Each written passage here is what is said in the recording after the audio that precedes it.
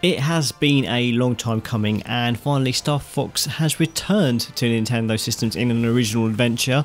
It's been a long while actually. I guess the last proper Star Fox release was the 3DS remake of Star Fox 64. And before that, probably the last time they were in a game was Star Fox Assault on the GameCube, so that's quite a long way away from an actual proper game.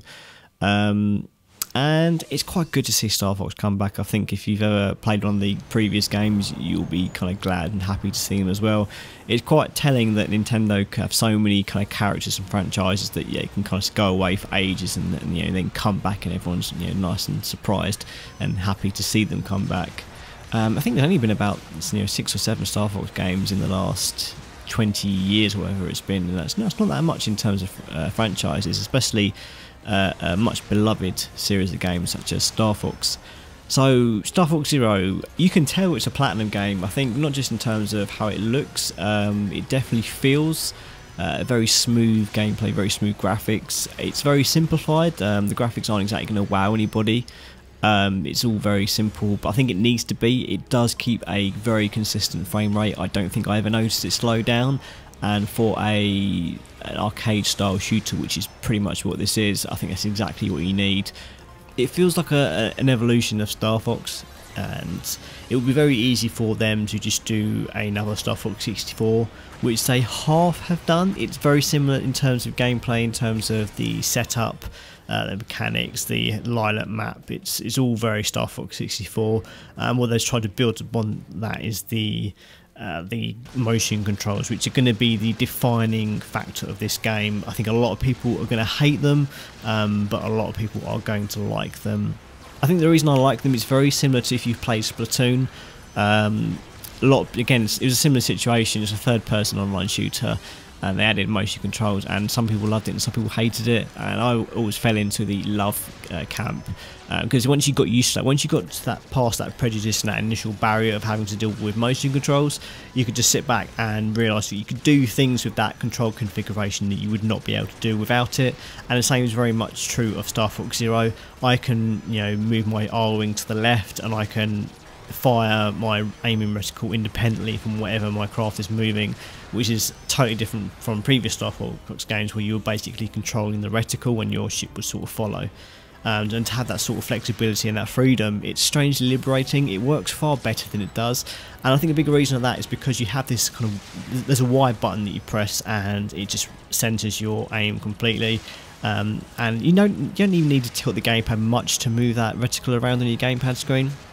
It's quite weird because the screen on your gamepad, your reticle, is slightly more accurate than the one on the TV, so you could kind of go around blasting on the TV as much as you'd like, but for those longer shots you probably want to look at the gamepad just to get some of that sniping down. And then there's a fair bit of that because you can see quite far in the distance and attack enemies and so on. But it is going to split parties. And there are plenty of reviews on the internet that will say they hate it. I'm one of the ones that do like it, just because they're trying something different with a already established series of games, an established set of mechanics. It's what we expect of a Star Fox game, but they've sort of twisted it in a way that makes the most of what the Wii U gamepad can do. It's not just the motion controls, it's the fact that you have 3 different views in the game. You have most of the time you've got your standard behind the ship view on your TV, on the gamepad you've got your cockpit view, and every now and then you'll sort of, on the TV, it will also give you an external third person view. And the way that works is that when you in all range mode or particular bosses, it will go into this, when you're targeting, you'll go into this outside view and you can kind of look around you. It will always focus on whatever your target is, whether it's an enemy or a location.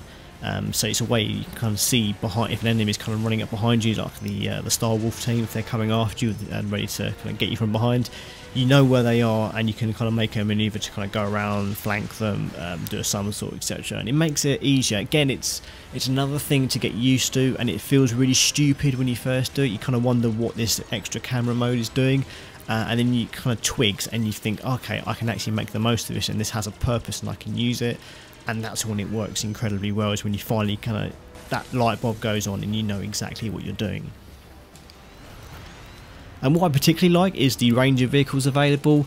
Since Star Fox 64, it's always been about kind of going into different vehicles like the Landmaster, and at one point you had a submarine.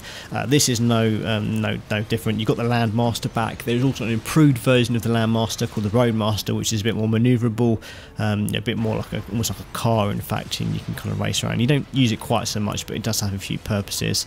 And then you've also got this thing called the gyro wing, if I can say it properly. It's almost like a drone copter, and you kind of use it to it's kind of floating up and down and left and right. It's very slow. It kind of changes the pace of the game a little. It's a bit more, you kind of use it for more slower paced, almost stealth missions, if you kind of get what I mean. And there's one particular level where you're kind of going through this area and you're trying to avoid these spotlights, and if you get caught, more enemies will attack you, which you might want if you want those high scores. But this this gyro wing, it has this little bot that kind of you can let go, and he kind of dangles from your ship, and that's this little kind of bot looks like an ROB from the NES days, and you can use it to hack things. You can use it to pick up bombs and pick up other items, such as these little Star Fox coins that you can pick up and get medals. And it's a nice little change of pace. You can use it to hack. Some of the actual enemies have these little hacking pads that you can land your little bot onto it, and then hack the pads, and then like they'll die, or they'll do something else. And it's a different style of gameplay. It's not just the straight up Star Fox shooting that you know and love. And also your R-Wing at any point can transform into this chicken walker thing, which sounds stupid, it looks stupid, but again, it's another sort of way to make some of these levels a bit more interesting. There are times where you can actually find alternative routes just by transforming into that chicken walker, and you can hit switches that will open up doors to open up a completely different path to the area, a different boss, open up warps and things, and that's really cool to see them try and play around with what you can do. There's so much experimentation involved in going through Star Fox because you have those multiple paths. It's nice just to try things, and it's normally the case where if something looks a bit out of place, you kind of have this urge, I want to try and I want to shoot that, or fly underneath it and see if it opens up something, and 8 times out of 10 it usually does, and I think that's what makes Star Fox great, especially since the 64-bit game, and that's very much the case here. They've kind of kept that feeling alive. I think something else that a lot of critics are going to take pot shots at is the length of the game. It is so similar to Star Fox 64 in that you can go from Corneria, the start of the game, to Venom, the end of the game, in about probably 2 or 3 hours, depending on how good you are. And people that complain that the game's short because of that are sort of missing the idea and the purpose of the game. You can go through that first playthrough and you will only see probably less than half the levels that are actually in the game. It's about replaying those games levels and collecting medals, finding alternative paths, beating your highest score. Each level has 5 of these medals that you need to collect to unlock stuff, and it really is just about replaying, improving your score, being the best Star Fox player you can be, and not necessarily going from A to B. I think a lot of people are going to be pissed off that the story pretty much is the exact same as Star Fox 64. I mean, it feels like a remake of Star Fox 64 in general, which itself felt like a remake of the original Star Fox. So I think a lot of people might get a bit miffed off at that. But as long as you are aware of what you're expecting from what Star Fox Zero is, I don't think you'll be disappointed, because it is pure Star Fox. I think it's exactly what you wanted. If you like the Star Fox games, the 64's the original, that's exactly what it is. There's no fluff, there's no needless dialogue and pointless characters and annoying animal friends that wind you up. It is just a very pure arcade gameplay experience. And I think Platinum Games were definitely the right people to do this game. I think they understand what makes a fast-paced action game work. I mean, some of the things they do in this game are very interesting. They do some very cool stuff with the levels. I mean, there's one area where suddenly you're kind of flying through at breakneck speed, faster than you ever kind of flown before in a Star Fox game, and you're avoiding this oncoming debris, and it's very it's really awesome. It kind of takes you by surprise, just because you don't expect a Star Fox game to do that suddenly. But I mean, I would have to mark it off just because of that initial length, and I think because there's no option to turn off the motion controls, I think that will deter some people. And I can't, although I love the motion controls, I do understand that people don't want them in their Star Fox game, and you know, that's fine. And I wish Nintendo had given some sort of option to turn that off. Something I do wish that Nintendo would do is allow you to actually hear the dialogue through the TV screen. It has this very weird feature where it plays all of the dialogue through the gamepad speakers, or through the headphones if you're listening through there. And if you're listening to the gamepad speakers, what is pretty clever, they have this kind of 3D sound going on where it can, if a team member is talking to you, you can actually hear it just through your right ear. And it really does work as sort of this kind of, it makes you feel like you're wearing some sort of pilot headset and people are talking in your ear, and it's really clever. But if you don't want to use the gamepad, it kind of feels like, well, I just want to hear it on the TV, and it's very frustrating, especially when you're trying to capture footage for certain videos on God is a Geek. It's and you can't get any of that dialogue to come up unless you plug in a jack from the capture card into the gamepad. But it's very puzzling. I hope that's something they patch out to let you do that. But it's overall, I really like this game. I've been playing it a hell of a lot, as much as possible, and I think it is exactly what you want. If you like Star Fox and you want more Star Fox, and you've been waiting ages for more Star Fox, then this is the game you want.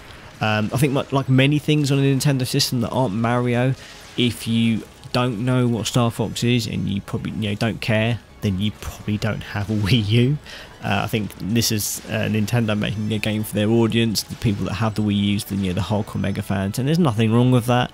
And for that reason, I've given it the score it is, and I like it. And I think if you have a Wii U and you like Star Fox, you should definitely give it a go, because it is the most fun I've had in a while on the Wii U. It's a wonderful, wonderful game, and it gets Star Fox very well. It knows what it is. And it knows what to give you if you are a Star Fox fan. I hope you enjoyed this sort of review / post-mortem review of Star Fox Zero. Give it a go. By all means, check out my review on the site. I'll put some links in the description there so you can read out my written thoughts, like extrapolate upon some of the things I've spoken about here. Thank you very much for watching. Please subscribe to the God is a Geek YouTube channel and check out all of the videos we do every day, or every weekday for that matter. And you can also support us on Patreon at patreon.com/GodIsAGeek, and that really does help us out. You get extra stuff, you get early stuff, you get good stuff, and it helps us all make better videos for you, helps us make more videos, and what could be better than that?